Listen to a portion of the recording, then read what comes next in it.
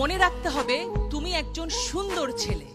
ছেলেরা যখন মেয়েদের পিছে দৌড়ায় দুইটা জিনিস হয়, হয় হিরো হয় নাহলে ভিলেন হয়। তুমি কি হইতে চাও? হিরো। ভিলেন হইতে চাইলে কি হবে জানো? পিছে পিছে দৌড়াবা, ওই যে পুলিশ এসপি সে ধরে নিয়ে আবার একটু পেদানি দিবে, মেয়েকেও পাবা না, মাইরও খাবা। ভাই ভালোই তো বাসছিলে, তুই কি দোষ করলা, তাই না? তার মানে দোষটা কোথায়? The way. তুমি রাস্তায় দাঁড়িয়ে শীষ বাজাবা কেন? তুমি ভদ্র হয়ে দাঁড়াও, তুমি তাকায় দেখো, মেয়েটাকে তাকায় না দেখলে মেয়েটা কিন্তু হার্ট অ্যাটাক করে মরে যাবে, যে তাকাই না ছেলেরা আমার দিকে, ঘটনা কি? কিন্তু সেই দৃষ্টি থাকবে সৌজন্যমূলক, সুন্দর। সুতরাং ছেলে এবং মেয়ে মিলে সুন্দর পৃথিবী গড়তে হলে তোমাদের জানতে হবে ছেলে অনেক ভালো, মেয়েরা অনেক ভালো। সুতরাং দুজন মিলে একটা সুন্দর পৃথিবী হবে।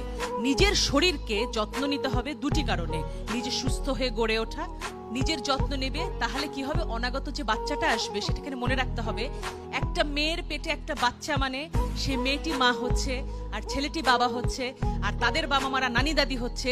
এটাই স্টোরি না, আসল গল্প হচ্ছে সেই শিশুটি বাংলাদেশের নাগরিক হয়ে জন্মাচ্ছে। আমার প্রশ্ন, কোন ছেলেটি একটা মেয়ের ওন্না ধরে টান দেয়? সে কি কোনো মায়ের পেট থেকে আসেনি? তাহলে কেমন মা তাকে শিক্ষা দিতে পারেনি? সেই মায়েরও আমি দোষ দেব যে তুমি যদি সন্তান পালন করতে না পারো, সন্তান তুমি নেবে না। প্রত্যেকটা বাচ্চা যখন সুন্দর হবে, অর্থাৎ প্রথমে আমাদের পুষ্টি নিশ্চিত করতে হবে। পুষ্টি নিশ্চিত করবার পরে কি হবে? আমাদের শারীরিক গঠন হবে, মানসিক গঠন হবে, লেখাপড়া শিখবো আমরা, আমাদের সন্তান যে আসবে সেও হবে সুস্বাস্থ্য বলিয়ান। আর বাংলাদেশ তখন কি হবে? পৃথিবীর 1 নাম্বার দেশ।